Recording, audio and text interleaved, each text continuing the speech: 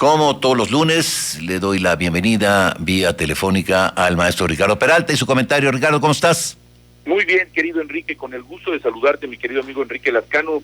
Y pues, amigos, quiero platicarles hoy, Enrique, que hay dos artículos de la Constitución que la gente debe de conocer, saber y sobre todo, ahora que de nueva cuenta está la efervescencia política, darnos cuenta de las características de las personas que eventualmente puedan ser precandidatos o candidatos. Finalmente, por ellos es que se toman decisiones políticas que nos afectan, nos benefician y que como mexicanos tenemos el derecho a votarlos.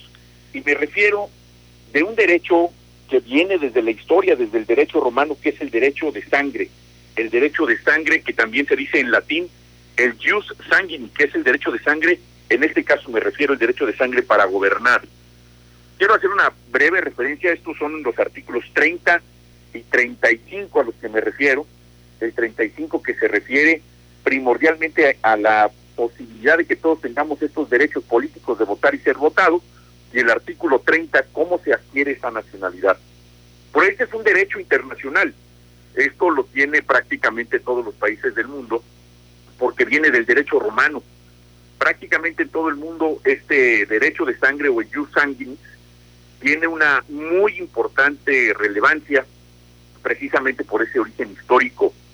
Aquí, en ese derecho de sangre o de jus sanguini, como se le refiere, aquí se enmarca la identidad, se enmarca la idiosincrasia, es decir, la forma de ser de cada una de las nacionalidades, la enorme parte de las costumbres, según la región de donde sea la persona, que eso es lo que hace las particularidades de tener una nacionalidad, es parte de la evolución de la humanidad.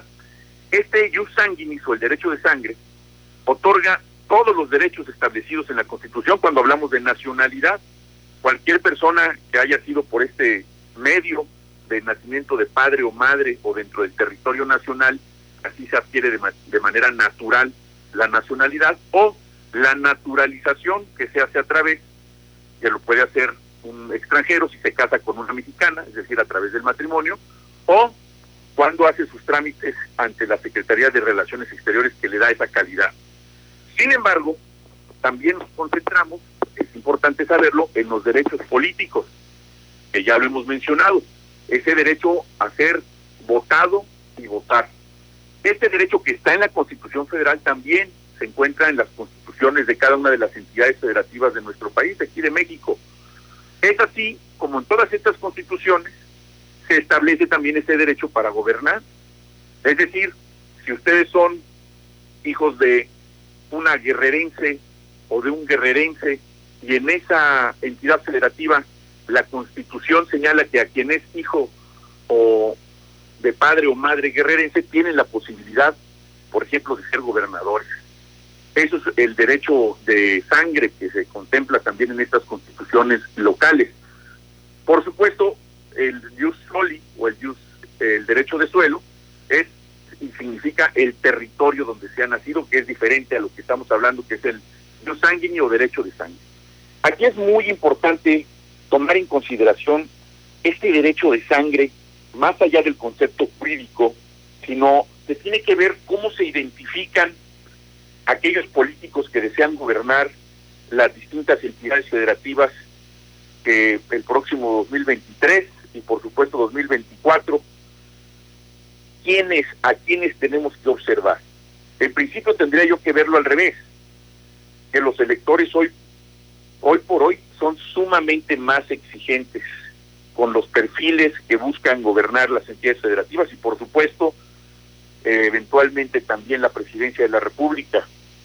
Vamos a poner un ejemplo muy claro. Tenemos el ejemplo de una elección que tendrá la más alta importancia por ser un estado extraordinario, con un gigantesco legado cultural, una riqueza natural única, y que tiene, por supuesto, un peso electoral enorme, porque la lista nominal de quienes viven en este territorio, y me refiero a Veracruz, es uno de los más grandes del país después del Estado de México. Bueno, pues ahí hay un veracruzano, nacido en Minatitlán, que es un abogado culto, estructurado, muy sencillo, un hombre que hoy es el presidente de la Cámara de Diputados, de la mesa directiva de la Cámara de Diputados, nacido en Minatitlán y que evidentemente ha hecho clara su intención de gobernar ese estado. Yo creo que Veracruz, además quiero hacerles la mención que mi madre era veracruzana, así que yo conozco Veracruz desde que era muy niño, y es un estado riquísimo en todos los sentidos, que requiere que la transformación continúe con mucha contundencia, con mucha visión, y qué mejor por alguien que tiene unas características como somos la mayoría de los mexicanos. Es un padre amoroso, juega con sus hijos, un esposo ejemplar, como somos realmente la enorme mayoría de los mexicanos. Y esa identidad, pues evidente la tiene con los jarochos. Por ejemplo, aquí yo tengo el Ius Sanguini. Yo soy hijo de jarocha y soy hijo de guerrerense.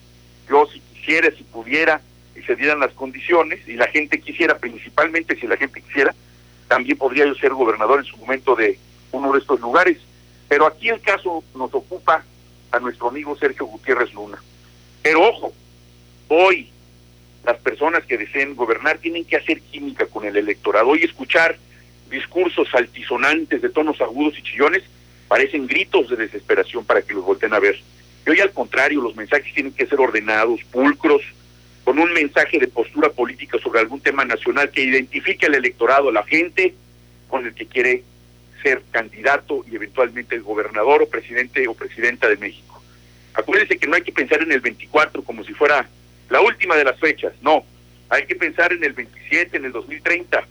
Se tiene que buscar a mexicanos y mexicanas con identidad nacional y de ideología que transfiera ese derecho de suelo, ese derecho de sangre en una fusión de ambos. Un candidato que conozca el país, las necesidades y sobre todo que el pueblo le reconozca que tiene esos méritos. Hasta aquí mi comentario para este día, mi querido Enrique Lascano, amigos que nos escuchan en México y en Estados Unidos. Un abrazo y provecho, que ya es hora de comer. Muy buenas tardes. Gracias, maestro Ricardo Peralta. Un abrazo, Ricardo. Gracias. Igualmente para ti, hasta pronto. Muchas gracias.